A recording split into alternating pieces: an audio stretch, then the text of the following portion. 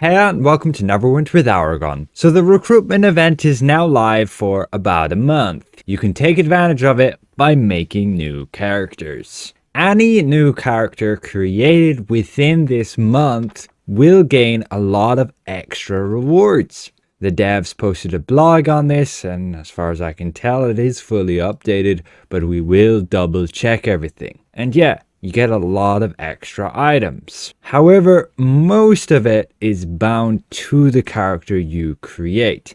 And be aware, you don't actually have to get the character to level 20 during this event. It just simply has to be created during this event. And so you can always go back in like a few months, a year, and level that character up and get all of those bonus rewards.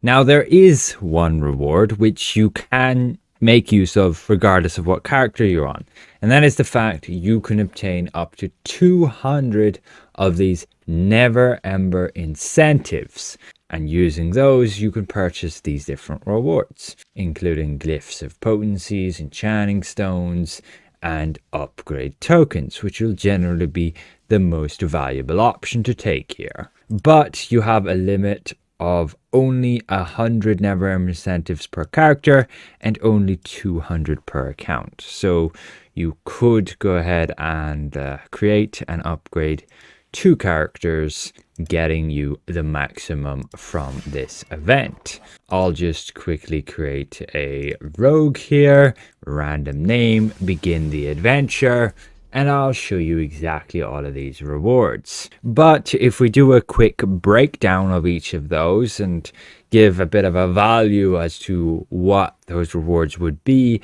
if you wanted to say purchase those items elsewhere or the equivalent of it, you can see it would be around like over 2.2 million worth, give or take. Gonna depend a little bit, like getting character loadouts. This would be at a discount value. Normally that'd be like 400,000, and I didn't put a value on bonus rough astral diamond booster, but you can see you do obtain a decent amount of extra value there for that character, and so I would definitely recommend it for any new characters you're creating. Just make them now during the event, and you can level them up later if you don't want to have to go through that. One big issue I have with Neverwinter and leveling alternate characters is it's all the same. Module 21 made a rework that the only way to level up characters is to get them through the leveling adventures, and that's just it. So every single character is going to have the same experience, apart from using different abilities if you're using different classes. And so for me at least, it is super tedious to level multiple characters because you're just doing the same thing over and over. Before they made that rework, you had lots of different zones and you could skip through different ones. You could level just by doing random queues. You could level just by invoking. There were lots of different methods to gain XP and different methods you could boost that XP as well.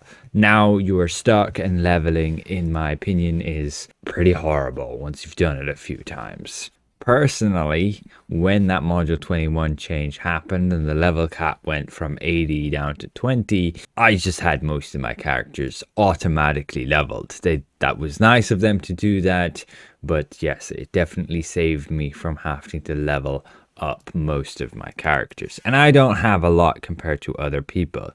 It is incentivized to have lots and lots of characters in this game to take advantage of certain events, which, yes, give you the ability to get multiple rewards on that event across different characters, like the summer festival, like the winter festival. Both are pretty massive events which allow you to basically just get login rewards, and so the more characters you have, the more of those rewards you're getting. So we will just get through the tutorial here real quick, and we should already have, as we can see, a Neverember's Recruit reward pack. And so this is the pack that will give you all of those items as you level up. So let's have a quick look right here. We'll open the pack, and as we see, we get that stone of health because we are level 1. When you start the game, you're indeed level 1. And with it, you also obtain some incentives, and you will get upwards of 100. You should at least do so once you're level 20. And so just being on level 1 and getting the pack, we get 2.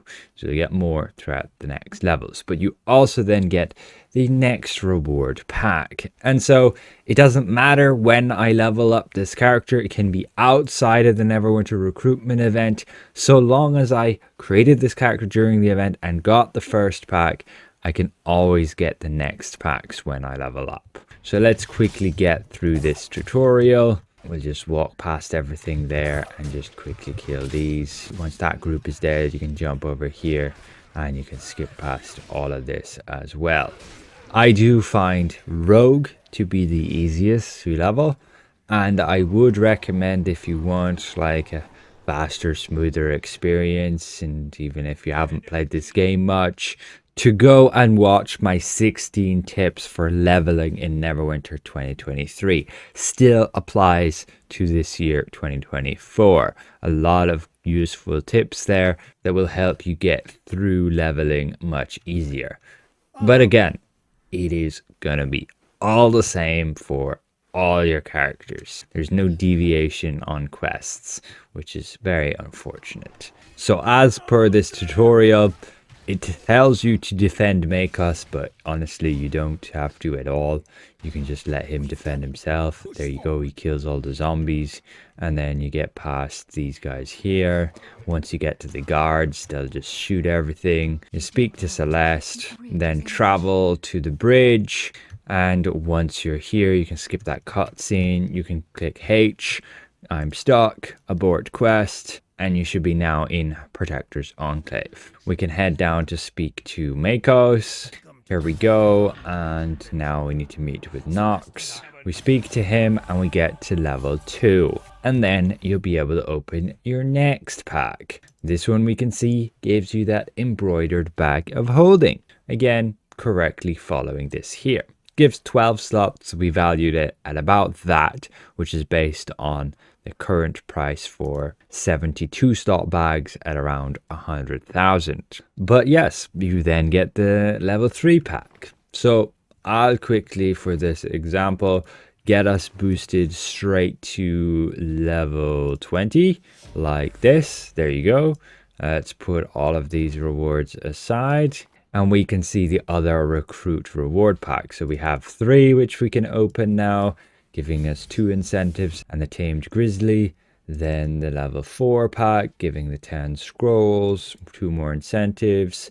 Then 100% off 16 bag slots. That's very useful to expand that here, giving you some extra space. You'll just have to use that and claim it from the Zen market. We can't right now because it's a preview test server.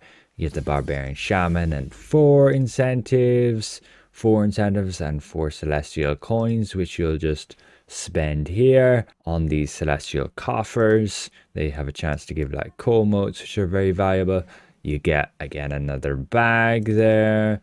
You get a greater stone of health, and then your bonus rough AD boost, which you can see up here. And then you get like 6 incentives and a retraining token pack. So you get 3 retraining tokens, which are worth like 60,000 astral diamonds. Say we commit this one and we wanted to retrain, you can see there. So that's what we're going to value them at.